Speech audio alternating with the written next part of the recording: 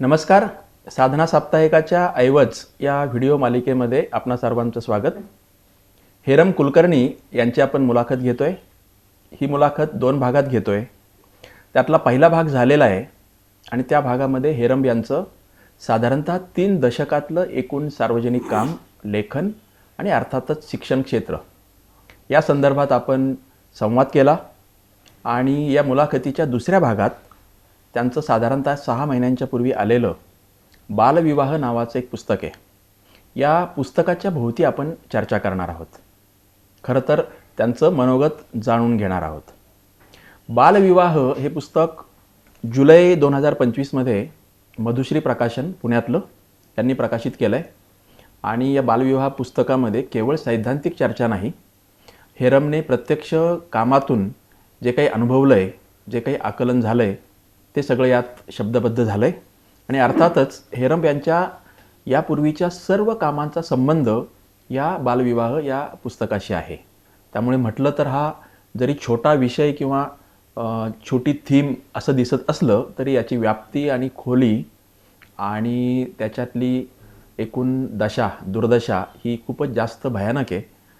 तर आपण ते समजून घेऊया. हेरम, पहिलाच प्रश्न असा की बालविवाह हे पुस्तक तुझ्याकडून येणं, मला असं वाटतं की हा एक नियतीचा करारच होता मर्यादित अर्थाने. याचं कारण तू जर शालाबाह्य मुलं आणि मुली यांचा अभ्यास साधारणतः 20 वर्षापूर्वी सुरू करत आलास तर कधी ना कधी तू इकडे वळणार होता आणि तसं ते झालेलं आहे. त्याबद्दल आपण तुझ्याशी संवाद करूच. परंतु मला आता सांग, या पुस्तकाच्या निमित्ताने किंवा त्याच्या आधी महाराष्ट्रामध्ये 19वे शतक जे काही सुधारणांचं शतक मानलं जातं त्या काळामधल्या ज्यात प्रमुख 3-4 समस्या मानल्या जायच्या, सामाजिक समस्या, त्यामध्ये बालविवाह आणि विधवा विवाह आणि आणखी त्याच्यात काय वेगवेगळे जे प्रकार असतील ते सगळं होतं. तर तू 19व्या शतकातल्या बालविवाहाचा आणि विधवा विवाहाचा अभ्यास कोणत्या टप्प्यावर केलास, त्याने तुला किती अस्वस्थ केलं, त्याबद्दल थोडं सांगता येईल? बरोबर. आपल्या धर्मामध्ये जे विवाहाचं वय आहे त्यात हे कमी दाखवलेलं आहे. त्यानंतर मध्यकाळामध्ये बालविवाहाचं प्रमाण वाढलेलं असावं असं मला वाटतं. कारण एकूणच त्या लढाया आणि स्त्रीकडे एक संपत्ती म्हणून बघण्याची जी वृत्ती आहे त्याच्यामधून मग आपल्या स्त्रियांचे तिच्या संरक्षणासाठी किंवा तिच्या कोणीतरी तिचा पाठीराखा पुरुष असला पाहिजे या भावनेतून ते बालविवाह मध्ययुगात वाढले असतील. पण तुम्ही जे म्हणालात की 19व्या शतकामध्ये याची डिबेट झाला का, तर तो नक्कीच झाला. की 2 घटना अशा घडल्या की पश्चिम बंगालमध्ये फुलमणी नावाची एक महिला होती आणि मुलगी होती आणि तिच्या जरट विवाह तिचा झाला आणि शारीरिक संबंध त्या पुरुषाने तिच्याशी ठेवताना तिचा अतिरक्तस्रावाने मृत्यू झाला. तर त्याच्यामध्ये खूप अस्वस्थता सगळीकडे पसरली की याच्याबद्दल संमती वयाचा कायदा आला पाहिजे. आणि रखमाबाई नावाच्या जी एक बाई होत्या तर त्यांचा बालविवाह झालेला होता. पण पुढे त्यांनी चांगलं शिक्षण घेतल्यानंतर त्यांनी नाकारलं की ते म्हणाले मी काही शास्त्रीय नांदायला जाणार नाही. तर तो कोर्टात खटला गेला आणि कोर्टामध्ये खटला जाऊन की त्यांनी ते जावं की नाही नांदायला इथपर्यंत हे आलं. दुर्दैवाने त्यावेळी लोकमान्य टिळकांनी रखमाबाईंच्या विरोधामध्ये भूमिका घेतली होती की त्यांनी नांदायला जायला पाहिजे होतं. आणि मग आगरकर किंवा ही सगळी दुसरी फळी होती, लोकहितवादी, महात्मा फुले, हे सगळ्यांनी बालविवाहाच्या मुद्द्यावर लक्ष घातलं आणि त्या सगळ्यांच्या लिखाणामध्ये आपल्याला बालविवाहाचा मुद्दा येतो. म्हणजे त्या काळातलं ताराबाई शिंदेंचं स्त्री पुरुष तुलना असेल, लोकहितवादींचं साहित्य असेल, आगरकरांचं असेल. आगरकरांनी त्या एका ठिकाणी असं म्हटलं आहे की जे विवाह मुलगा आणि मुलगी स्वतःच्या संमतीने ठरवत नाहीत ते सगळे विवाह बालविवाह ठरवले पाहिजेत. म्हणजे आईवडील जे लग्न ठरवतात त्याला बालविवाहच म्हटलं पाहिजे. मुलामुलींनी स्वतः विवाह ठरवणं यालाच तुम्ही हे म्हटलं पाहिजे, असा यांनी मुद्दा मांडला. ब्रिटिशांनी सुरुवातीला चांगली भूमिका घेतली बालविवाहाच्या प्रश्नावर. पण 1929चा तो कायदा नंतर झाला. पण 1857च्या अगोदरचे ब्रिटिश आणि 1857 नंतरचे ब्रिटिश यात आपल्याला फरक असा दिसतो की धार्मिक श्रद्धांमध्ये लक्ष घातलं तर आपल्या जी राजसत्ता आहे, कारण ब्रिटिशांचा खरा इंटरेस्ट त्या आर्थिक याच्यामध्ये होता, त्यामुळे धार्मिक याच्यामध्ये आपण फार पडायचं नाही अशी ब्रिटिशांनी 1857 नंतर जी भूमिका घेतली त्याचाही फटका बालविवाहाच्या मुद्द्याला बसला. महात्मा फुले, सावित्रीबाई फुले यांनी सातत्याने त्याबद्दल बोललं आहे. मला वाटतं ज्ञानोदयच्या 1897च्या एका अंकामध्ये अशी माहिती आहे की देशामध्ये त्यावेळी 2,37,000 बालविधवा ह्या फक्त 5 ते 15 वयोगटातल्या होत्या. आता इतक्या छोट्या लोकसंख्येमध्ये जर 2,37,000 फक्त बालविधवा 5 ते 15 वयोगटातल्या असतील तरी किती भयानक समस्या आहे ना. आणि त्याच्यामध्ये परत त्या केशवापन करण्याची पद्धत आहे किंवा ते केशवापन करणं किंवा त्या बालविधवांचं पाय घसरणं किंवा या सगळ्या प्रकारच्या आहेत. महात्मा फुलेंच्या काळामध्ये एका बालविधवेचा पाय घसरला आणि त्याच्यात तिला जे मूल झालं तर ते मूल तिनं विहिरीमध्ये टाकलं, तर तिच्यावर खटला दाखल करून तिला काळ्या पाण्याची शिक्षा त्या काळात झालेली. आणि म्हणून मग महात्मा फुलेंनी पुण्यामध्ये ते बोर्ड लावले होते की आमच्या घरामध्ये येऊन तुम्ही सुखरूप बाळंतीण होऊ शकता. आणि मग तो नाभिकांचा संप महात्मा फुलेंनी जो घडवला. तर हे सगळं तो जो त्या काळातला जो डिबेट आहे तर तो स्त्रियांचा प्रश्न म्हणजे बालविधवांचा प्रश्न आणि बालविधवांचा प्रश्न आणि बालविवाहाचा प्रश्न असा तो एकूणच त्रिकोण होता. म्हणजे आणि म्हणून मग त्या बालविधवांच्या प्रश्नाचा संबंध हा बालविवाहाशी असला पाहिजे. म्हणून मग समाजसुधारकांनी सातत्यानं संमतीवय वाढवण्याचा मुद्दा धरला. आणि मग ते किती असावं, 12 असावं, 14 असावं, 16 असावं, पण ते खूप कमी वेगाने पुढे सरकलेले आहे. आपण जर 100 वर्गातला वर्षातला जर प्रवास पाहिला तर ते खूप कमी याच्यामध्ये झाले. असा हा डिबेट आहे. आपल्याकडे एक अशा प्रकारची टीका होत आली की जे कोणी सुधारक होऊन गेले अगदी रानड्यांच्यापासून आगरकरांच्या पर्यंत आणि त्यांनी ज्या काही सुधारणांचा बद्दल चर्चा केली, संवाद केले, लढे केले, तर हा प्रश्न बालविवाह किंवा बालविधवा हा उच्चवर्णीयापुरता मर्यादित होता, त्यातही विशेष करून ब्राह्मणांच्या पुरता मर्यादित होता. अशा प्रकारची एक अज्ञानमूलक टीका ही अधूनमधून होत असते. तर तू असा अभ्यास केल्यानंतर तुला असं जाणवलं का की उच्चवर्णीय आणि बहुजन समाज किंवा अन्य वर्ग यांच्यामध्ये बालविवाहाचे प्रश्न कमी जास्त होते असं काही? त्याबाबत मला फार वाचायला मिळालं नाही, म्हणजे ती माझी मर्यादा असेल. पण दुसरं मला त्याच्यातला जो भाग जाणवतो की ब्राह्मणांमधला जो कर्मठपणा आहे त्याच्यामधला, म्हणजे इतर जमातींमध्ये लवचिकता असण्याची शक्यता आहे, ब्राह्मणांमधला जो कर्मठपणा, त्याला धर्माचा आधार देणं, हे जास्त वाईट आहे. म्हणजे आजच्या काळात सुद्धा आपण जर पाहिलं, पुनर्विवाहाची समजा गोष्ट आहे, तर ज्या तथाकथित सुधारलेल्या किंवा ज्या बलदंड जाती आहेत याच्यामध्ये खूप कडक निकष आहेत, पुनर्विवाह करायचा नाही. पण तुम्ही जर आदिवासींमध्ये, भटक्यांमध्ये गेलात तर स्त्रियांच्या संदर्भामध्ये पुनर्विवाह पारधी किंवा एस कम्युनिटीमध्ये एकदम सोपी गोष्ट आहे. तर त्यामुळं त्याचे तपशील फारसे माझ्याकडं नसतील, परंतु मला असं जाणवतं की ब्राह्मण वर्गाची चर्चा यासाठी झाली असेल की त्या काळातली सगळी माध्यमं आणि त्या काळात पुण्यासारख्या शहरामध्ये सगळं घडत असल्यामुळं ब्राह्मणांचा जो काही त्यातला मुद्दा आहे तो प्रामुख्याने पुढं आला. पण इतर ठिकाणचं ते फारसं दिसत नाही. पण विधवांची जी टोटल एकूण संख्या जी आहे, म्हणजे मगाशी मी जो उल्लेख केला, तर ती संख्या बघता ते प्रमाण सर्वच जातींमध्ये असण्याची शक्यता आहे. तू शिक्षण क्षेत्रामध्ये काम करताना शालाबाह्य मुलं आणि मुली ही समस्या तुझ्यासमोर होती आणि तिचा तू त्रास स्वतःला करून घेणं ही मागची जवळपास पाव शतक तरी चालू असेल.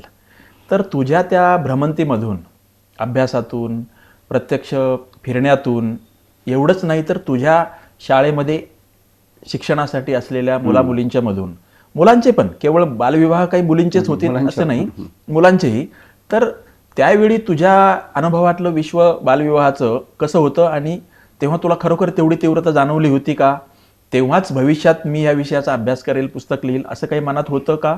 काही नंतर इव्हॉल्व होत गेलं? 2004ला माझ्या गावात माझी बदली झाली, तेव्हा मी 6वीचा वर्ग शिक्षक होतो आणि माझ्या वर्गातली तेव्हा 6वीतली म्हणजे 12 वर्षाची मुलगी ती एक शाळेमध्ये आली नाही. म्हणून मी मुलींना विचारलं की शाळेत का आली नाही, तर तेव्हा सर तिचं लग्न ठरलं आहे. आता लग्न ठरल्यानंतर काय करायचं, आजच्या इतकं धाडस काय माझ्यात तेव्हा नव्हतं, मी अगदी नॉर्मल या प्रकारचं होतो. पण माझ्यामधलं मगाशी मी जे म्हणालो तसं की मला स्वतः कृती करायची असते, म्हणजे जग काय करेल ते माहीत नाही पण मला व्यक्त झालं पाहिजे.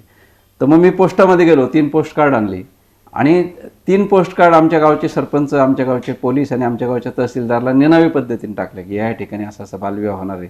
आता त्यांनाही पहिल्यांदाच असं पत्र आलेलं असेल, त्यामुळे त्यांनी सजग पंडगत गाड्या वगैरे पाठवल्या आणि ते लग्न थांबवलं, त्या पालकांना बोलून घेतला. मग 8 दिवसांनी ती बाई त्या मुलीला घेऊन आली शाळेमध्ये.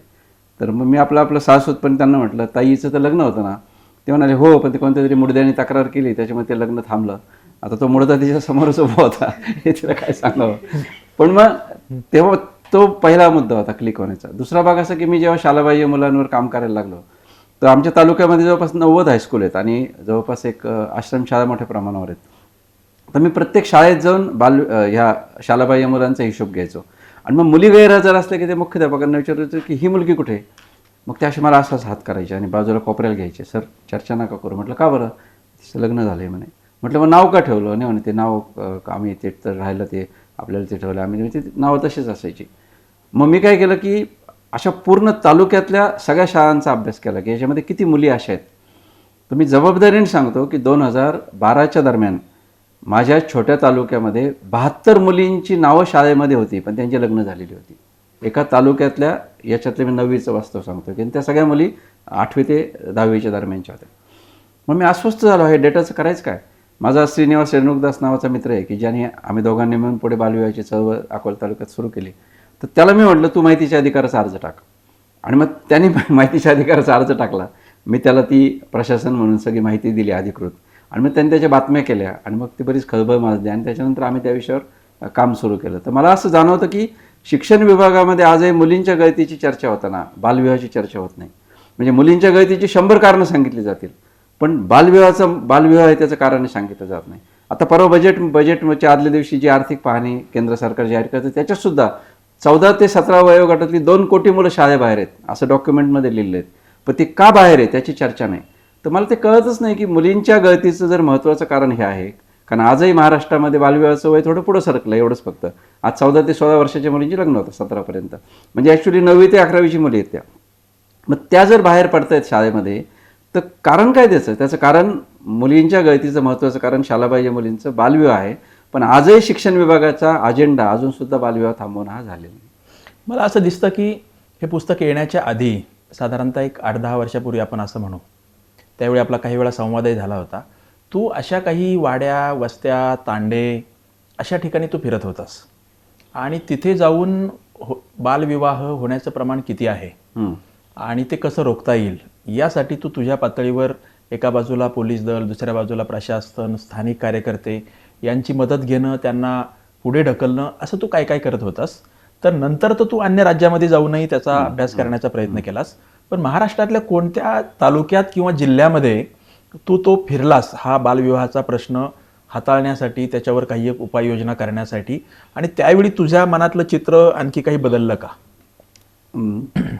माझी नेहमीची जी पद्धत असते की बा एखादा रिपोर्ट सगळे वाचायचे, आकडेवारी समजून घ्यायची, प्रत्यक्ष काम करून पाहायचं आणि प्रत्यक्ष फिरून त्याचा डेटा गोळा करायचा. तर त्याप्रमाणे मी महाराष्ट्रातल्या जवळपास विदर्भ मराठवाड्यातल्या प्रत्येक जिल्ह्यात जाऊन आलेलो आहे आणि त्या ठिकाणी शासकीय अधिकाऱ्यांना भेटणं, सामाजिक कार्यकर्त्यांना भेटणं, संस्थांना भेटणं, शिक्षकांना भेटणं आणि अशा काही मुली किंवा पालक भेटलं तर त्यांना भेटणं, असं मी जेव्हा केलं तेव्हा माझ्या असं लक्षात आलं की बालविवाह झालेल्या जो मुलींचा प्रश्न आहे हा प्रश्नच अजून संवेदनाच्या पातळीवर आला नाही असं मला त्या ठिकाणी पहिलं जाणवलं. याचं कारण असं की म्हणजे हे पुस्तक लिहिण्याचं कारण ते सुद्धा आहे की आपला जो होकल वर्ग आहे, विचारी वर्ग आहे, या विचारी वर्गापर्यंत दुर्दैवानं बालविवाहाचं वास्तव फारसं पोहोचलेलं नाही. म्हणजे आजही त्या उंच माझा झोकामध्ये ती जी छोटीशी आपली परकर पोलकं घातलेली मुलगी आहे, तर अनेक मध्यमवर्गीयांना मी जेव्हा म्हणतो ना माझं पुस्तक बालविवाह आहेत अजून बालविवाह अशा प्रकारे विचारतात. तर हे वास्तवच अजून ग्रामीण भागातलं शहरी भागापर्यंत पोहोचलं नाही, हा त्याचा महत्त्वाचा. म्हणजे भ्रूणहत्येसारखा विषय समजा, तर भ्रूणहत्येसारखा जन्माला न आलेल्या मुलींबद्दल महाराष्ट्र किती संवेदनशील होता. त्या अगदी त्या धाडी आणि मग त्या अगदी रांगोळी स्पर्धासुद्धा भ्रूणहत्येवर व्हायची, गणपतीच्या मांडवात सुद्धा भ्रूणहत्येचा सीन व्हायचा. अरे जन्माला आलेल्या मुलीबद्दल जर तुम्ही राज्य म्हणून इतके संवेदनशील आहात तर जन्माला आलेल्या मुलींचं जे पुढचं आयुष्य करपून जाणार आहे त्याच्याबद्दल आम्ही का बोलत नाही? तर हे मला जाणवतं. आणि दुसरं त्याचं कारण मला असं वाटतं की शहरातली जी मीडिया आहे किंवा विचार करणारा जो वर्ग आहे त्यांचं हे अनुभव विश्व नाही. म्हणजे आजही महाराष्ट्रामध्ये 4 लग्नातलं 1 लग्न बालविवाह आहे, पण आम्हाला जे निमंत्रण आहे ते शहरी भागातले आहेत ना. आम्ही म्हणतो कुठे लग्न, म्हणजे माझे निम्मे डोक्यावरचे केस हे पटून देण्यात गेलेले आहे की आहेत बालविवाह, तर ते मान्यच करत नाहीत लोक. आणि म्हणून मी जेव्हा ग्रामीण भागामध्ये, आदिवासी भागामध्ये फिरलो तर माझा पहिला गैरसमज दूर झाला की हे आपण आदिवासींच्या भटक्यांच्या नावावर पावती फाडतो ना, हे चुकीचं आहे. माझ्या लक्षात आलं सर्व जातींमध्ये बालविवाह आहेत आणि सर्व भागामध्ये बालविवाह आहेत, शहरात आहेत, खेड्यात आहेत आणि सर्व प्रकारच्या ठिकाणी बालविवाह आहेत. शिकणाऱ्या मुलींमध्ये पण आहेत आणि न शिकणाऱ्या मुलींमध्ये आहेत. हा गैरसमज माझा या सगळ्या फिरण्यातून दूर झाला. तू आता या प्रश्नाच्या संदर्भात संवेदनशीलता असा एक शब्द वापरलास आणि माध्यमांचाही तू उल्लेख केलास. मला आठवतं आहे एक 7-8 वर्षापूर्वी ऊसतोड कामगारांच्या संदर्भातला एक मोठा संप दीर्घकाळ चालला होता आणि दिवाळी होऊन गेली तरी तो संप मिटलेला नाही आणि कारखाने बरेच सुरू झालेले नाहीत, अशा प्रकारची अस्वस्थता होती. आणि एक दिवस अचानक ऊसतोड कामगारांचे नेते आणि सरकार आणि कारखान्यांचे जे कोणी प्रतिनिधी आहेत यांच्या वाटाघाटी पूर्ण झाल्या आणि भाववाढ करण्यात आली ऊसतोड कामगारांसाठी आणि दुसऱ्या दिवशी ती बातमी आली. बीड जिल्हा हा ऊसतोड कामगारांसाठी विशेष प्रसिद्ध मानला जातो, खरं तर कुप्रसिद्ध मानला जातो. कारण जी काही हालत त्यातून दिसते आपल्याला ते पाहता, तर तिथल्या एका स्थानिक वर्तमानपत्राने एक मथळा खूप मोठ्या अक्षरात दिलेला होता आणि तो मला स्वतःला अस्वस्थ करणारा वाटला. पण आमच्या चौकामध्ये जे कोणी लोक वाचत होते ते हसून तो मथळा वाचून दाखवत होते. म्हणजे माध्यमांची आणि वाचकांची संवेदनशीलता ही त्यातून लक्षात येते. ते वाक्य होतंच कॅची केलेलं. ते असं होतं की ऊसतोड कामगारांचे भाव वाढले आणि लमान तांड्यावर लग्नाचे बार उडाले. आणि खाली त्याच्यामध्ये वर्णन हे केलेलं होतं की 12, 13, 14 वर्षांची मुलं आणि मुली यांची लग्न जी नजीकच्या काळात होण्याची शक्यता नव्हती, आता भाववाढ झालेली आहे. तर जोडीला कुठल्याही नवरा आणि बायको अशी जोडी ही ऊसतोड कामगारांच्यासाठी निवडली जाते आणि मग मुलं आणि मुली यांचे लग्न कशी अल्प वयामध्ये केलेत हे त्याचं खालचं सगळं वर्णन होतं. तर ही समस्या विदारक इतकी आहे, मात्र आपल्याकडची ती संवेदनशीलता दिसत नाही आहे. पण तुला शासनाच्या स्तरावर आणि सामाजिक कार्यकर्त्यांच्या स्तरावर काय दिसलं? मला तिथेही तेच जाणवतं की अलीकडं गेल्या 2-3 वर्षामध्ये शासन स्तरावर आता या सरकारने 100 दिवसांचा कार्यक्रम ठरवला केंद्र सरकारने आणि युनिसेफ किंवा काही संस्था त्यात काम करत असल्यामुळे काही संस्था त्यात इन्व्हॉल्व झाल्यात. पण एकूण काम करताना सामाजिक संस्थांचा सुद्धा एक होलिस्टिक ॲप्रोच जो लागतो त्याच्यामध्ये हा प्रश्नसुद्धा आहे, मुलांचा प्रश्न असं जाणवत नाही. म्हणजे शिक्षणात काम करणाऱ्या संस्थासुद्धा बालविवाह काम करत नाहीत आणि शासन स्तरावर मी शिक्षण विभागाचं मग सांगितलंच. खरं तर हा प्रश्न इतका गंभीर आहे. म्हणजे भारतामध्ये सर्वात जास्त बालविवाह असणारे जे 70 जिल्हे आहेत त्यातले 17 जिल्हे महाराष्ट्रातले आहेत आणि त्या 17तले सगळेचे सगळे जिल्हे म्हणजे मराठवाड्यातले तर सगळेच जिल्हे आहेत. मराठवाड्यामध्ये एकेकाळी याचं इतकं प्रमाण होतं की परभणीसारख्या जिल्ह्यामध्ये 48% बालविवाहाचं प्रमाण होतं आणि आजसुद्धा मराठवाड्यातल्या सगळ्या जिल्ह्यातलं जे बालविवाहाचं प्रमाण ते सरासरी 30च्या पुढं आहे.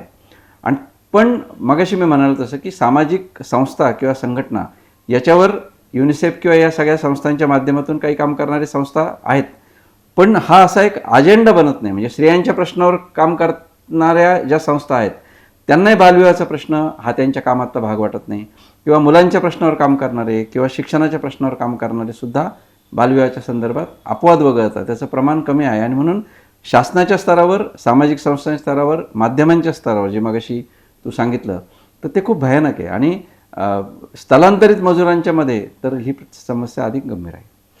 आता ही सगळी समस्या महाराष्ट्रात तू पाहिलीस, अनुभवलीस, पण या केवळ एका समस्येसाठी तू महाराष्ट्राच्या बाहेर काही राज्यांच्या मध्ये जाऊन तिथली स्थिती काय आहे हे पाहण्याचा प्रयत्न केलास. मला असं वाटतं की तू सार्वजनिक जीवनात अनेक वेगवेगळ्या प्रश्नांसाठी जरी काम केलं असशील तरी बालविवाहासाठी जसं तू जाणीवपूर्वक राज्याच्या बाहेर गेलास तसं इतर कोणत्या प्रश्नासाठी फारसा तू गेलेला नसशील.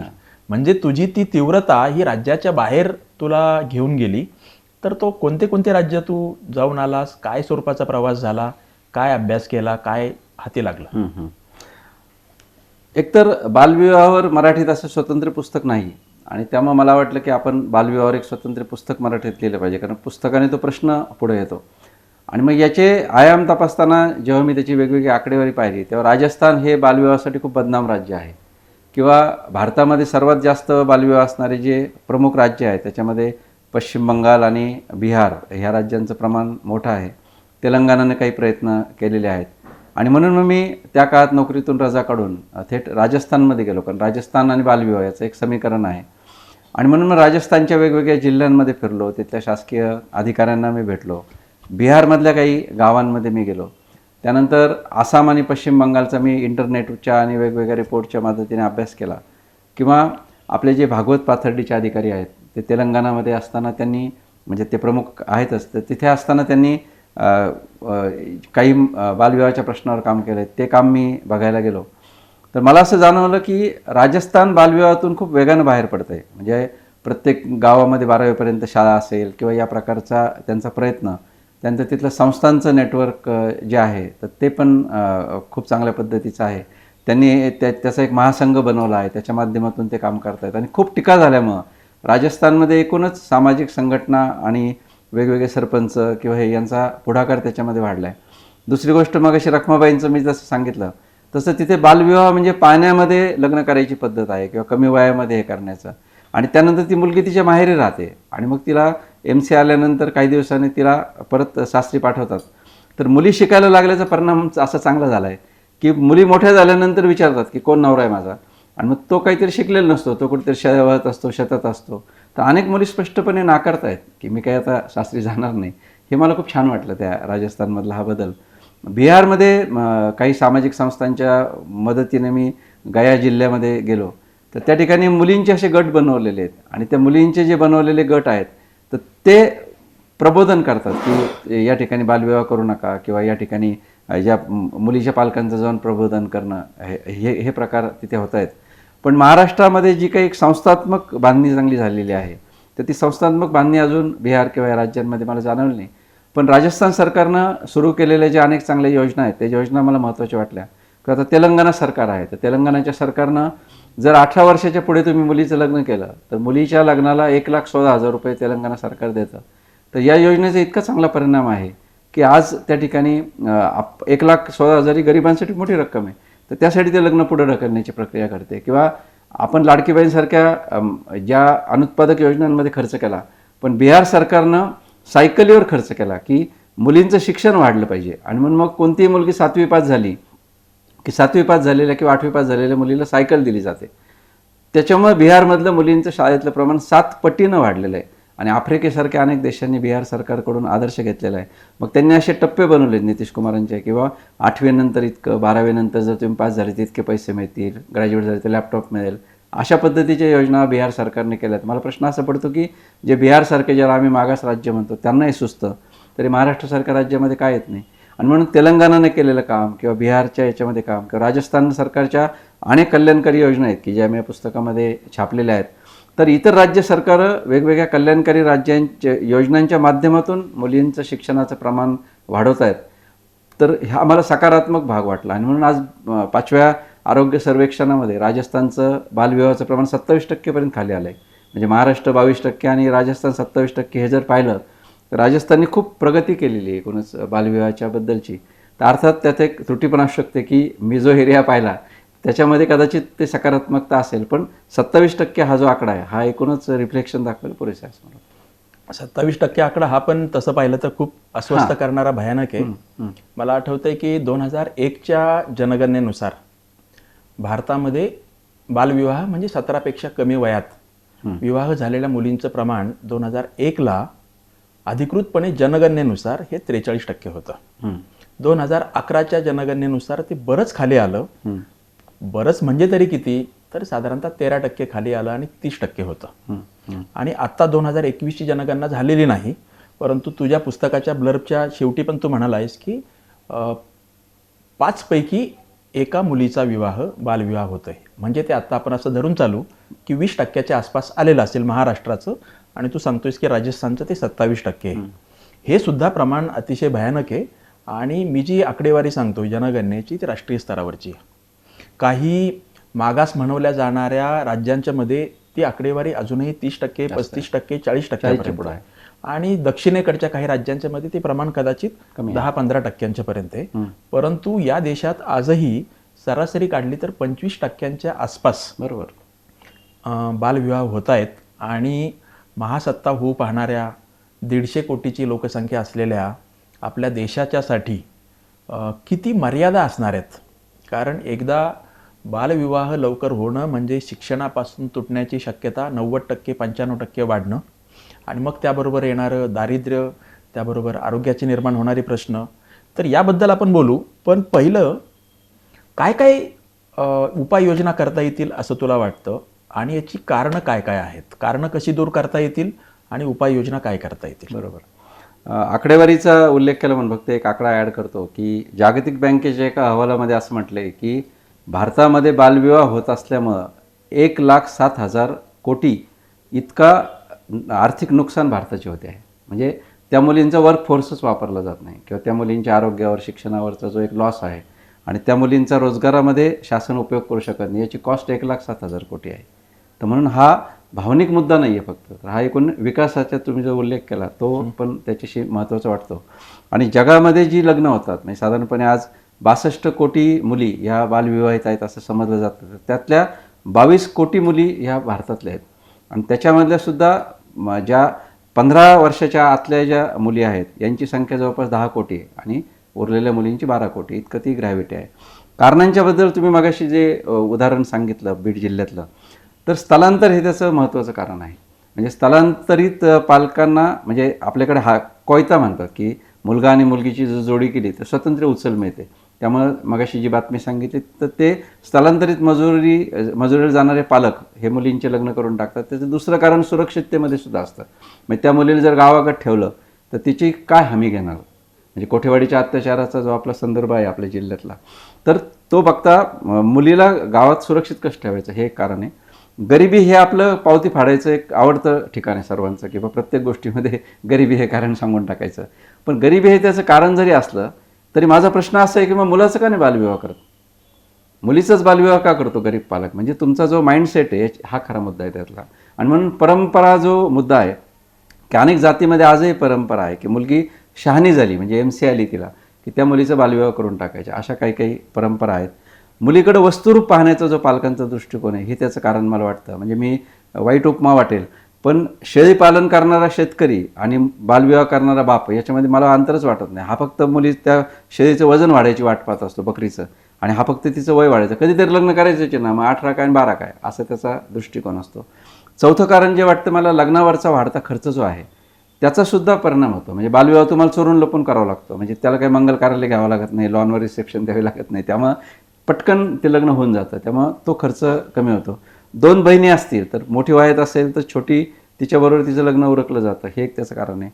मुलींची संख्या कमी होणं याच्यातून पण बालविवाहाचं प्रमाण वाढलं. म्हणजे समजा आज आपण 1000ला 929 काहीतरी म्हणतो समजा मुलींची संख्या आहे, तर मग तो जो गॅप आहे त्यामुळे मुली मिळत नाहीत. आता आज शेतकऱ्यांच्या मुलांची लग्न होत नाही, आपला स्वतंत्र चर्चेचा विषय आहे, पण मग मुली मिळत नाही त्यामुळे नात्यामध्ये प्रेशराईज करणं की मग ती मुलगी मिळवण्याची स्पर्धा असते. समजा गोरीपान चांगली मुलगी आहे, शिकलेली मुलगी आहे, तर मग ती मिळवण्यासाठी तिच्यावर प्रेशर टाकणं, मग कधी दारोडा बाप असेल तर त्याला पैसे देणं, नात्यांचं हे करून ती मुलगी लवकरात लवकर आपल्या ह्याच्यात करणं, ती स्पर्धा पण त्याचं एक कारण आहे. शेवटची 2 कारणं जास्त वाईट आहेत की मुलींवरच्या अत्याचाराच्या घटना ज्या प्रमाणात वाढत आहेत त्या प्रमाणात सुद्धा बालविवाह होत आहेत. म्हणजे एक झोपडपट्टीतल्या माणसाला मी म्हटलं होतं की समजा बलात्कार जर होणार असेल तर त्याच्यावर लग्न झाल्यावर पण होईल ना म्हटलं. म्हणजे आणि तर त्याने मला काय उत्तर दिलं होतं, तो म्हटलं मग आपली जबाबदारी राहत नाही साहेब. म्हणजे इतकं अगतिक होऊन पालक विचार करतात. त्यानंतर एखादं लग्न झालं ना तिच्या नवऱ्याची जबाबदारी आहे ना.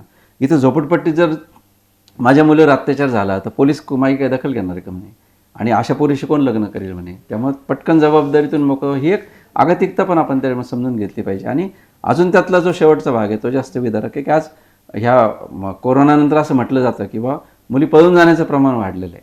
म्हणजे मुली स्वतःहून आंतरजातीय विवाह करतात आणि पळून जातात. तर जात ही गोष्ट अशी आहे की मुलीनं आपल्या जातीतच लग्न केलं पाहिजे या आग्रहातून एक मुलगी पळून गेली की ती 10 मुलींचे बालविवाह करते, हे त्यातलं खूप भीषण वास्तव आहे. म्हणजे समजा एखाद्या वस्तीतली एखाद्या मुलीचा बालविवाह झाला की त्या आजूबाजूची तिच्या वर्गातले ज्या मुलींचे पालक आहेत त्यानंतर ती बाई नवऱ्याला म्हणते हे आपली पळून गेली तर काय कराल तुम्ही, पटकन स्थळ पाहायला सुरुवात करा. तर ते मला सर्वात भीषण कारण वाटतं की त्याच्यामुळं बालविवाहाचं प्रमाण खूप वाढलेलं आहे.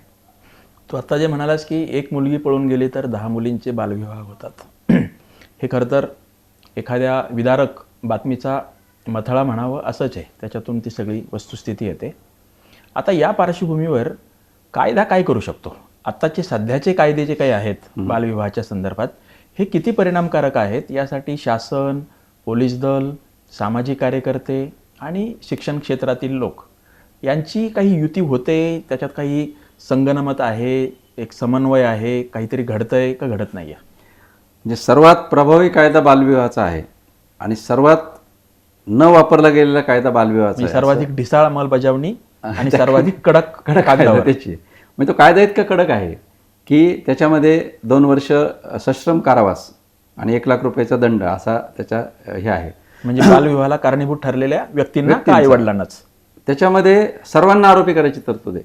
म्हणजे ती लग्नपत्रिका छापणाऱ्या व्यक्तीवर गुन्हा दाखल होऊ शकतो, घोडा देणारा त्या म्हणजे जो वराची मिरवणूक काढायची असेल तर त्या घोड्याच्या मालकावर होऊ शकतो, वाजंत्रीवाल्यावर गुन्हा दाखल होऊ शकतो, मंगल कार्यालयवाल्यावर होऊ शकतो, मांडवावाल्यावर होऊ शकतो, आचार्यावर गुन्हा दाखल करायची तरतूद आहे. जे लग्नाला उपस्थित आहेत त्यांच्यावर सुद्धा गुन्हे दाखल करायची तरतूद आहे. म्हणजे आईवडील तर दोन्हीकडचे आहेतच. आता इतका प्रभावी कायदा म्हटल्यावर तो किती वापरला जायला पाहिजे. मी आपल्याला आकडेवारी सांगतो की साधारणपणे 2011 वगैरे जे सालाच्या दरम्यान मी आकडेवारी पाहिली होती तर संपूर्ण भारतात 119 गुन्हे दाखल झाले होते. म्हणजे भारताचे 700 जिल्हे आहेत, 700 जिल्ह्यामध्ये काहीतरी 119 गुन्हे दाखल झाले होते. मी त्याच्या पुस्तकामध्ये आकडेवारी दिली तर साधारणपणे 2020, 21, 22 या काळामध्ये जर पाहिले तर आता कुठेतरी आपण 1000 गुन्ह्यापर्यंत आलेलो आहे.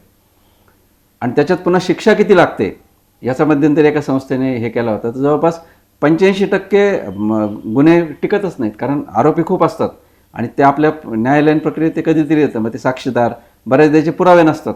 हे काय कोणी व्हिडिओ शूटिंग करून बालविवाह करत नाही ना, मग त्याचे पुरावे नसतात, हे नसतात. त्यामुळे त्याच्यामध्ये शिक्षा होण्याचं प्रमाण तर तो स्वतंत्रच आपल्या कायद्यातल्या सगळ्याच गुन्ह्यांचा मुद्दा आहे. त्यामुळं बालविवाहाच्या कायद्याचं प्रेशरच पडत नाही. दुसरी गोष्ट अशी की बालविवाह थांबवल्याचं खोटं समाधान आपल्याला मिळतं. म्हणजे आम्ही अकोल्यामध्ये स्पार्क संस्थेच्या वतीनं रेणुकदास आणि आम्ही अनेक जवळजवळ 300पेक्षा जास्त लग्न आत्तापर्यंत थांबवले असतील बालविवाह. पण आपण नंतर त्याचा फॉलोअप घेतला तर त्याची पद्धत काय आहे की त्या मुलामुलींना घेऊन बालकल्याण समितीपुढे तुमच्या जिल्ह्याच्या गावी जावं लागतं. मग ते आदेश देतात की दर महिन्याला या मुलीला आमच्यासमोर घेऊन या असा आदेश देतात. ते नातेवाईक 8 दिवस थांबतात आणि लग्न करून टाकतात.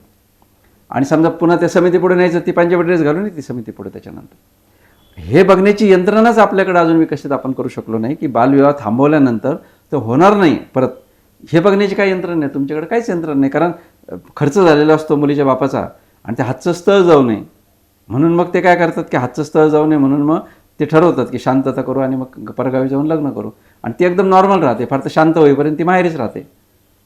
आणि मग त्या दिवशी विचारलं तर गेली ना गावाला, कुठं तिच्यावर काय आपण काय CCTV कॅमेरे बसवलेत का घरापुढं काय. आणि म्हणून बालविवाहाचा कायदा हा सर्वात प्रभावी आणि सर्वात कमी वापरला गेलेला अत्यंत ढिसाळ असा कायदा आहे असं माझं मत आहे. आता या कायद्याच्या निमित्ताने दुसरा व्हायला हवा किंवा येऊ घातलेला आहे परंतु अजून झालेला नाही, लांबच चाललेला आहे, असा एक कायदा मागची 3-4 वर्ष थोडासा चर्चेत होता. आता ती चर्चा पुन्हा एकदा बाजूला गेली. परंतु आत्ताच्या केंद्र सरकारनेही मुलींचं विवाहाचं कायदेशीर वय 18 पासून 21 करण्याबद्दल एक थिंक टँकमध्ये चर्चा घडून आणली, एक अभ्यासगट नियुक्त केला आणि त्यांनी शिफारस केली बरोबर की मुलांच्या प्रमाणेच मुलींचं पण 21 करावं. बरोबर. मात्र ती चर्चा नंतर ओसरली. कदाचित शासनाला पुरेसा पाठिंबा मिळाला नाही किंवा आतून खूप विरोध होतोय असं त्यांच्या लक्षात आलं. दोन्ही गोष्टी आहेत. आणि मला सांगायला खेद होतोय की त्याचवेळी मी त्याच विषयावर एखाद्या व्यक्तीने फेलोशिप घेऊन ह्या 18 वरून 21 करणाऱ्या कायद्याने विवाहाचं वय या निर्णयाचे फायदे तोटे वगैरे असं काहीतरी एक अभ्यास करून घ्यावा म्हणून फेलोशिप देण्याचा प्रयत्न केला होता. आणि ज्या मुलीला मी ती फेलोशिप द्यायचं चाललं होतं त्या मुलीचंच असं मत होतं की हा जो काही निर्णय आहे तो चुकीचा आहे, 18 वरून 21 घेऊन जाऊ नये. त्यामुळे मी अजूनच हादरलो आणि जसं त्यांनी तो निर्णय स्थगित केला तसंच मीही ही फेलोशिप ही अभ्यासवृत्ती स्थगित केली. तर तुझं काय त्या. मी त्याचं समर्थक आहे. म्हणजे माझ्या या पुस्तकात त्या विषयावर मी एक प्रकरण पण लिहिलेलं आहे. पण तू म्हणतोयस तसाच माझाही अनुभव आहे. म्हणजे अनेक स्त्री कार्यकर्त्यांशी मी जे बोललो किंवा बालविवाहात काम करणाऱ्या तर ते चिडून बोलतात, त्यानंतर अजिबात नाही अजिबात नाही वाढवायचा, सरकारला 18चेच थांबवता येणार तर 21चे कधी थांबवणार आहे असं ते म्हणतात. आता याला 2 बाजू आहेत. म्हणजे त्यांचा प्रतिवादाचा मुद्दा असा की आज ही जी सगळी उद्दीपन करणारी साधनं आलेली आहेत त्याच्यामुळं सेक्सचं जे विद्यार्थ्यांचं किंवा जे आकर्षणाचं वय तर तो जो म्हणजे MCचं वय पण कमी होऊन राहिलेलं आहे या सगळ्या उद्दीपनांमुळे. आणि आकर्षणाचं वय किंवा पळून जाण्याचं प्रमाण हे सगळं 14-15 वर्षाच्या मुलींमध्ये घडतंय. तर ते जर तुम्ही 21पर्यंत नेलं तर मग तर इतके दिवस थांबायचं का म्हणून मोठ्या प्रमाणावर लग्न होतील, हे त्यांचा एक भाग आहे. आणि दुसरा त्यांचा भाग असा की बाबा 18चेच थांबवता येत नाही, ते 21पर्यंत थांबवलं तर ती समस्या इतकी आकरा वेकरा होईल की कदाचित ती समस्याच बाजूला पडेल, असं त्यांचा मुद्दा आहे. आणि त्यात तथ्य पण आहे.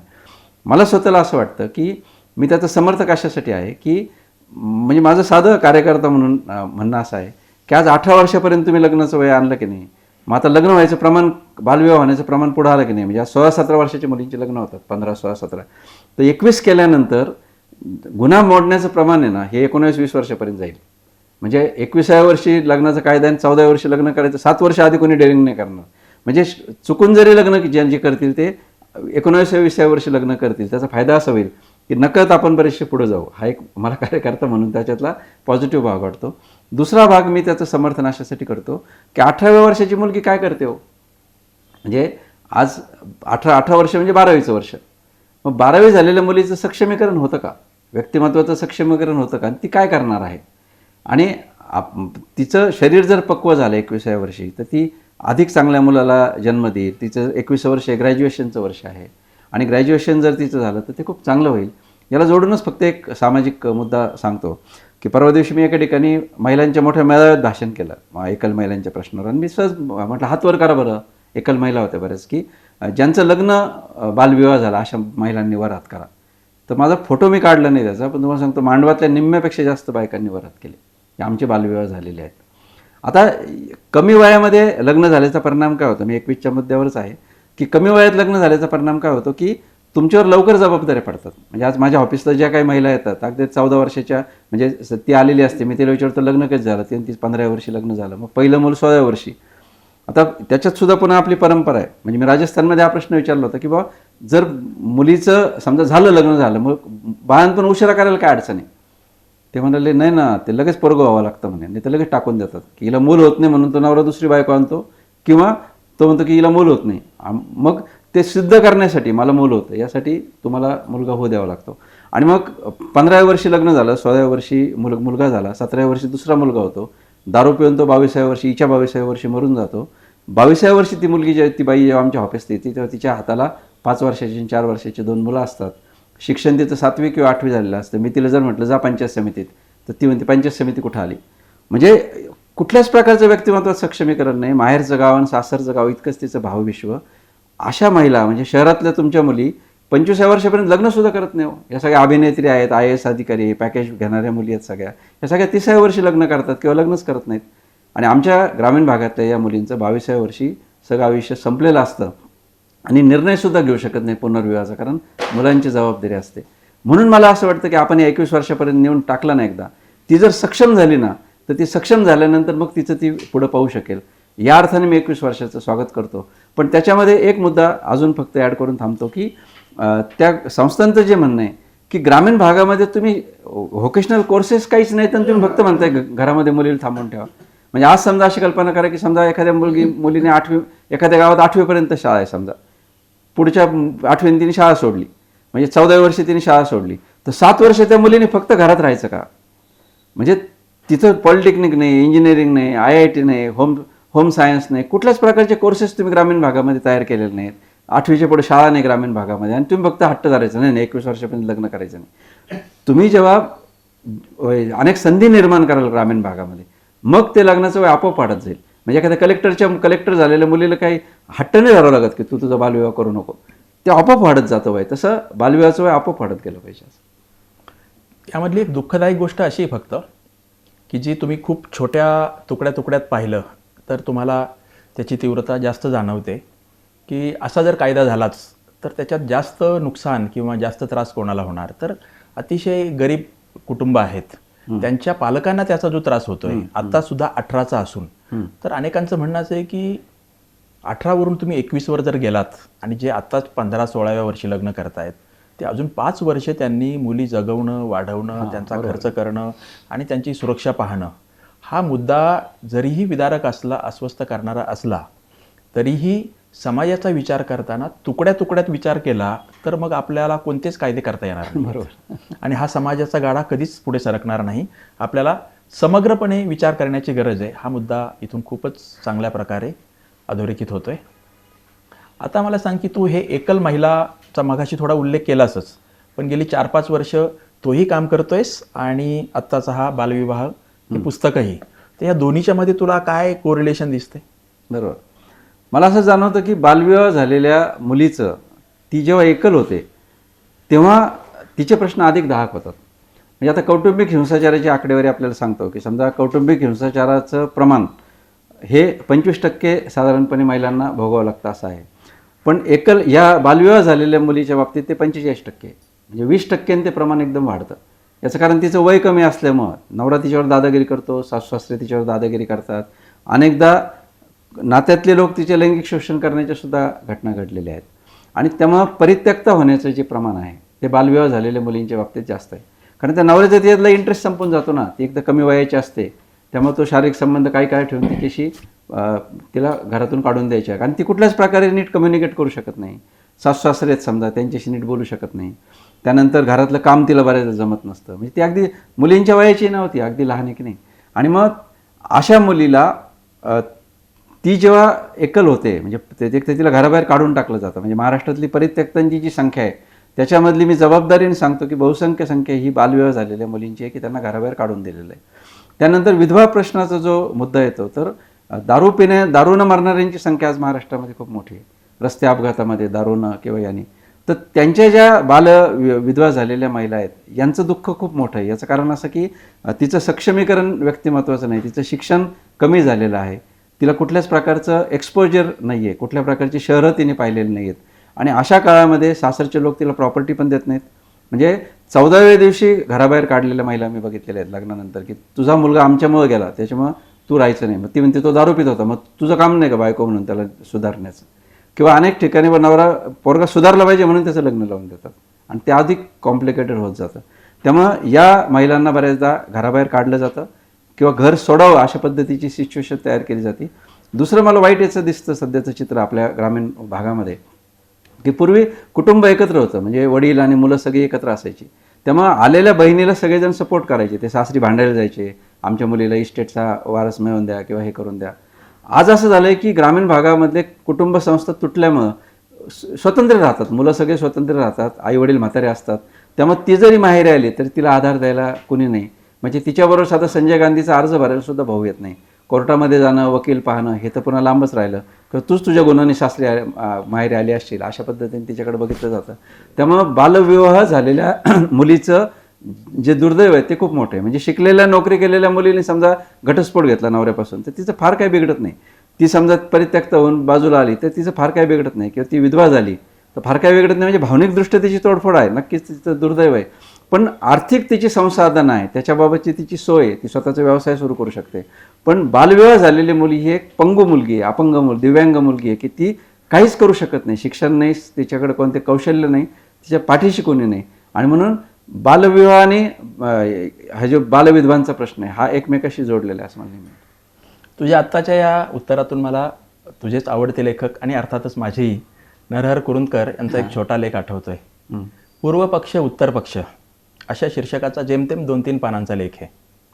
बालविवाहामुळे विधवांचं होण्याचं प्रमाण ही समस्या निर्माण होते आणि समजा बालविवाह केले नाहीत तर कुमारी माता होण्याचं प्रमाण वाढेल. असा जो काही युक्तिवाद 50 वर्षापूर्वी केला तर आगरकरांना काय मान्य झालं असतं? कुमारी माता आवडल्या असत्या का बालविवाह झाल्यामुळे होणाऱ्या विधवा? तर असा त्यांनी एक नैतिक पेच निर्माण केला होता. तुझ्या आत्ता बोलण्यावरून मला ते आठवतंय. तू आपल्या सभोवतालच्या समाजाला काय सांगशील की ह्या दोनपैकी एक ऑप्शन जर म्हणाले कोणी की कुमारी माता हा प्रश्न तुला सुसह्य वाटेल का बालविधवा झाल्यामुळे निर्माण होणारे प्रश्न? मी त्याच्या पलीकडं महात्मा फुलेंनी जी भूमिका घेतली की योनिसूचितेची जी आपली कल्पना आहे त्या कल्पनेला आव्हान द्यायला समाजाने शिकलं पाहिजे या भूमिकेवर गेली. की कुमारी मातांच्या बाबत महात्मा फुलेंनी काय भूमिका घेतली होती की आपण पुरुषाला काही शिक्षा करत नाही आणि या महिलांचं बाळंतपण मी सुसह्य करतो आणि म्हणून त्यांनी स्वतःच्या घरामध्ये ते सोयीनी गृह काढलं होतं. आणि म्हणून कुमारी मात्यांकडे सुद्धा सहानुभूतीने बघणं ही जर भूमिका आपण घेतली, पाय घसरणं वगैरे या गोष्टी अशा पद्धतीच्या पारंपरिक सोडून दिल्या आणि त्याच्यामध्ये त्या मुलीच्या शारीरिक गरजेतून ते झाल्यामुळं आपण पुनर्विवाहाची चळवळ बळकट केली पाहिजे. म्हणजे एखादी मुलगी विधवा झाली तर लगेच तिचं लग्न लावणं किंवा कुमारी मातेसह मुलं स्वीकारणं अशा टाईपचं आव्हान समाज म्हणून स्वीकारणं हे मला जास्त आवडेल. अगदीच बरोबर आहे. कारण या बाबतीत तरी सामाजिक क्रांतीच्या बाबतीत म्हणा किंवा सुधारणांच्या बाबतीत आगरकरांच्या पुढे महात्मा फुले कितीतरी पुढे होते प्रत्यक्ष कृतीतून आणि विचारातून, हे आपल्याला सर्वांनाच मान्य आहे. आता महात्मा फुले यांचं 200वं जन्मवर्ष सुरू होतं आहे उद्याच्या 11 एप्रिलला. आणि त्याआधी आंतरराष्ट्रीय महिला वर्ष जे युनोने सुरू केलं होतं त्यालाही आता 50 वर्ष होऊन गेलीत. आपण 8 मार्चच्या पार्श्वभूमीवर ही मुलाखत घेतो आहे. तर महात्मा फुले यांचं 200 आणि 8 मार्च या दोन्हीच्या पार्श्वभूमीवर आपला हा शेवटचा प्रश्न, तुला आपल्या एकूण समाजाला, त्यामध्ये शासन आलं, कार्यकर्ते आले, शिक्षण क्षेत्रातले लोक आले, पालक आले आणि सर्वसामान्य माणसं आले, यांना काय सांगायचं आहे ते तू सांगितलं की आपली मुलाखत संपली. अच्छा, एक एक मुद्दा घेऊन त्याच्यातला बोलतो की मुलींच्या शिक्षणामधली गळती कमी करणं हे मला सर्वात मोठं चॅलेंज वाटतं याच्यामधलं. तर त्याच्यावर शिक्षण विभागाने काम केलं पाहिजे, कारण ही लिंक आहे. म्हणजे 2000 आपलं हे जे 5वं जे सर्वेक्षण आलं, आता कुटुंब सर्वेक्षण आलं, त्याच्यामध्ये बालविवाह झालेल्या मुलींचा जो अभ्यास केला तर तो अभ्यास असा आहे की 44% मुली निरक्षर आहेत. त्यातल्या 40% मुलींचं फक्त प्राथमिक शिक्षण झालेलं आहे, 12% मुलींचं फक्त माध्यमिक शिक्षण झालेलं आहे, 4% मुलींचं फक्त उच्च शिक्षण झालेलं आहे. म्हणजे क्लिअर असं दिसतं की जितक्या मुली कमी शिकलेल्या तितकी त्यांची लग्न होतात. आणखी एक लिंक अशी आहे की महाराष्ट्रामध्ये 1ली ते 10वी शिक्षण पूर्ण केलेल्या मुलींचं प्रमाण हे 50% आहे. तर त्यामुळे बालविवाहाचं प्रमाण जास्त आहे. किंवा तुम्ही जर बिहारमध्ये गेले तर बिहारमध्ये समजा 1ली ते 10वी शिक्षण पूर्ण केलेल्या मुलींची संख्या फक्त 28% आहे. त्यामुळे बालविवाहाचं प्रमाण 41% आहे. पण खाली केरळकडे जर तुम्ही आले तर 1ली ते 10वी पर्यंत शिक्षण पूर्ण केलेल्या मुलींची संख्या 77% आहे आणि बालविवाहाचं प्रमाण फक्त 7% आहे. म्हणजे ही लिंक आहे. आणि म्हणून मी नेहमी असं म्हणतो की रेल्वे रुळाच्या खाली आली की अपघात. ती मुलगी जर शिक्षणाच्या प्रवाहात 12वीपर्यंत राहिली तर ते होणार नाही. म्हणून मला वाटतं की समाज म्हणून आपण सगळ्यांनी शिक्षणाच्या बद्दल, मुली 12वीपर्यंत बाहेरच पडणार नाही शिक्षणातून, याच्याबद्दलची धोरणं आखली पाहिजे. दुसरा मुद्दा मला आरोग्याचा वाटतो की आरोग्याच्या बाबत आज आपण सर्वांसाठी आरोग्य वगैरे बोलतोय, पण या सगळ्याचं लिंक पुन्हा बालविवाहाशी आहे. म्हणजे आता माता मृत्यू दर समजा, माता मृत्यू दर आज समजा 95 आहे, 10 लाखामध्ये 95 महाराष्ट्राचा आहे. पण तुम्ही बालविवाह झालेल्या मुलींचं जर जे हे चेक केला भारताचा समजा तर 145 भरतो तो. म्हणजे बालविवाह झालेल्या मुलीमध्येच माता मृत्यू होण्याची शक्यता असते. कुपोषणामध्ये सुद्धा अशी परिस्थिती आहे की कुपोषणामध्ये सुद्धा 50% प्रमाण हे जास्त बालविवाहामुळे वाढतं. त्यामुळं आपल्याला जर आरोग्याच्याबद्दल चांगलं काम करायचं असेल तर बालविवाह थांबले पाहिजेत. तिसरा भाग मला असं वाटतो की सरकारला की कायद्यांमध्ये काही सुधारणा आपल्याला कराव्या लागतील. त्या कायद्यामधल्या सुधारणा अशा आहेत की पहिला आणि महत्त्वाचा मुद्दा मला असं वाटतो की तुम्ही लोकप्रतिनिधींना त्यासाठी जबाबदार धरलं पाहिजे. म्हणजे आज बालविवाहाच्या संदर्भातली परिस्थिती काय आहे की बालविवाहाच्या कायद्यामध्ये अध्यक्ष कोण आहे त्या समितीचा? गावातल्या ग्रामसेवक, त्याच्यानंतर अंगणवाडी सेविका त्या समितीमध्ये आहे, सरपंच कुठंच नाही त्या समितीमध्ये, गावचे पोलीस पाटील पण त्या समितीमध्ये कुठंच नाहीत. हा काय प्रकार आहे? म्हणजे ज्यांनी कायदा, गावाचे मोरके आहेत जे पोलीस पाटील असतील, सरपंच असतील, ते त्याच्यामध्ये कुठेच नाहीत. आणि तुम्ही अत्यंत ज्या गरीब बिचाऱ्या अंगणवाडी सेविका आहेत त्यांना त्याच्यामध्ये करतात, ते कसं काय लग्न थांबवतील? आणि म्हणून गावच्या मोरक्यांना त्याच्याबद्दल आपण जबाबदार धरलं पाहिजे. सरपंचांना असं किंवा असं म्हणते ज्याच्या वॉर्डामध्ये बालविवाह होईल त्याचं सदस्यत्व रद्द होईल, अशी भूमिका आपण घेतली पाहिजे. दुसरा मला अपेक्षित कायदा असा आहे की तो कायदा लग्नाच्या परवानगीचा कायदा महाराष्ट्रामध्ये केला पाहिजे. म्हणजे आज तुम्हाला गावामध्ये टपरी टाकायची असेल तर तुम्हाला ग्रामपंचायतीची परवानगी लागते, नगरपालिकेची परवानगी लागते, पण लग्न करायला तुम्हाला कोणाची परवानगी लागत नाही. मग तुम्ही असं म्हणाल विवाह नोंदणी करतो ना आपण, किती टक्के प्रमाण आहे त्याचं? 8% फक्त विवाह नोंदणी होते महाराष्ट्रामध्ये. मी सुद्धा माझं लग्न अजून नोंदवलं नाही, कारण मला कोणी ते मागितलंच नाही ना कुठं. आणि त्याच्यामुळे मला असं वाटतं की लग्नाच्या परवानगीचा कायदा जर महाराष्ट्रामध्ये आला की मुलाचा आणि मुलीचा जन्माचा दाखला तुम्ही द्यायचा आणि ग्रामसरपंचांनी किंवा ग्रामसेवकांनी त्याच्यावर सही करून तुमच्या विवाहाला परवानगी देण्यात येत आहे ते द्यायचं, त्याच्या आधारे विवाह झाल्याचं सर्टिफिकेट द्यायचं आणि ते सर्टिफिकेट सगळीकडे मागितलं पाहिजे. रेशन कार्डमध्ये मागायचं, तुम्हाला पोरगं झालं त्याला बालवाडीला प्रवेश देताना दाखवा तुमचा विवाह झाला होता का. हे सगळ्या पद्धतीचं जर ते प्रमाणपत्र मागत गेले, त्याचं महत्त्व आपण आधार कार्डसारखं जर वाढवलं तर त्याच्यामधून किमान लोक पुढं आपल्याला असं होतं म्हटलं नको बालविवाह करायला, याच्याबद्दलचे सजग होतील. तिसरी सुधारणा मला याच्यामध्ये अशी वाटते की गावांना ज्या देणग्या दिल्या जातात किंवा गावांमध्ये ज्या प्रकारच्या ज्या निधी दिला जातो तर ज्या गावामध्ये बालविवाह होतील ते गाव कुठल्या स्पर्धेमध्ये धरलं जाणार नाही, त्याला बक्षीस दिलं जाणार नाही, अशा पद्धतीचं केलं पाहिजे. आणि शेवटचा मुद्दा मला जो वाटतो तो हा की आजच्या आपल्या या सगळ्या कालखंडामध्ये आपल्याला बालविवाहाच्या संदर्भामध्ये मुलींच्या संधी वाढवत नेल्या पाहिजेत. म्हणजे शिक्षणाचा दर्जा नेला पाहिजे. म्हणजे मी पुन्हा वाचन लेखनाचा जो मुद्दा मांडतो की गळती कोणत्या मुली शाळेतून होतात की ज्या मुलींना लिहिता वाचता येत नाही त्याच मुली शाळा सोडतात. आणि म्हणून मुलींनी शाळा सोडू नये असं जर आपल्याला वाटत असेल, गळती होऊ नये असं वाटत असेल, तर क्वालिटी एज्युकेशन, चांगल्या प्रकारचं शिक्षण मुलींना जर आपण दिलं तर त्याच्यातून मुली चांगल्या प्रकारे शिक्षण घेतील. आणि व्होकेशनल एज्युकेशन जे आहे ना ते ग्रामीण भागापर्यंत नेलं पाहिजे. कारण नुसतं बालविवाह थांबवा याने बालविवाह थांबत नसतात. आपल्याला अनेक प्रकारच्या संधी तिथं निर्माण कराव्या लागतील. म्हणजे समजा 10वी पास मुलगी आहे, गावात 10वी शाळा आहे, ती 10वी पास झाली किंवा पालकांनी करायचं काय, 3 वर्ष काय तो थोडंच थांबतो का, तो लगेच त्याला पाहायला सुरुवात करून टाकतो. आणि म्हणून गावामध्ये इतके व्हरायटी ऑफ कोर्सेस आपण जर निर्माण केले की तिथं होम सायन्स आहे, तिथं वेगवेगळ्या प्रकारचे कोर्सेस आहेत, मग ती मुलगी मग ते बापही म्हणतो मग तू हे कर, त्याच्यातून तिचं सक्षमीकरण होऊ शकेल. आणि म्हणून माझं एक आवडतं वाक्य आहे की बालविवाहाची समस्या जरी असली, लग्न जरी मांडवात होत असलं तर त्याचं उत्तर मांडवामध्ये नाही आहे. बालविवाह जर तुम्हाला थांबवायचा असेल तर तो मांडवाच्या बाहेर थांबवावा लागेल. त्यासाठी पालकांची मुलींकडे पाहण्याचा दृष्टिकोन बदलावा लागेल. त्यासाठी तुम्हाला शिक्षण विभागाला काम करावं लागेल, आरोग्य विभागाला काम करावं लागेल, सरकारला काम करावं लागेल. समाज म्हणून मुलींकडे पाहण्याचा आपला जो दृष्टिकोन आहे त्याच्यावर काम करावं लागेल. मुलींच्या सुरक्षिततेवर आपल्याला काम करावं लागेल. मुलींच्या आंतरजातीय मुली विवाह जर करत असतील तर जाती व्यवस्थेच्या बाबत लोकांचं प्रबोधन करणं आणि त्याच्यामध्ये कुठल्याही प्रकारचं चूक नाही आंतरजातीय विवाह करणं याबद्दलचं प्रबोधन करणं, मुलींकडे बघायचा एकूण दृष्टिकोन बदलण्यासाठी माध्यमं असतील किंवा सगळ्यांनी त्याच्यासाठी काम करणं. आणि म्हणून मला बालविवाह थांबवणं हे फक्त मांडवात जाऊन ते लग्न मोडलं चला आता पोलिसांकडे याच्यातून ते लग्न थांबत नाही. आपल्याला दीर्घकालीन त्याच्यावर काम करावं लागणार आहे. ते बालविवाह थांबवण्याचं सर्वात महत्त्वाचं उत्तर आहे असं मला वाटतं.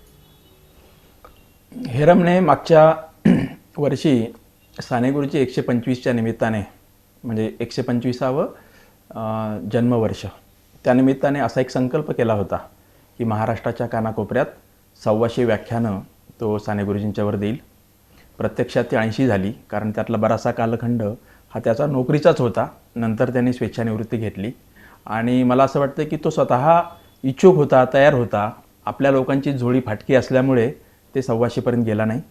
आता त्यांनी संकल्प थोडासा चांगला केला आहे की मला भीती वाटली होती की महात्मा फुले 200 म्हटल्यावर 200 भाषणांचा तो संकल्प करेल, परंतु त्यांनी 100चा केला आहे. ही खूप चांगली गोष्ट आहे, आनंदाची गोष्ट आहे.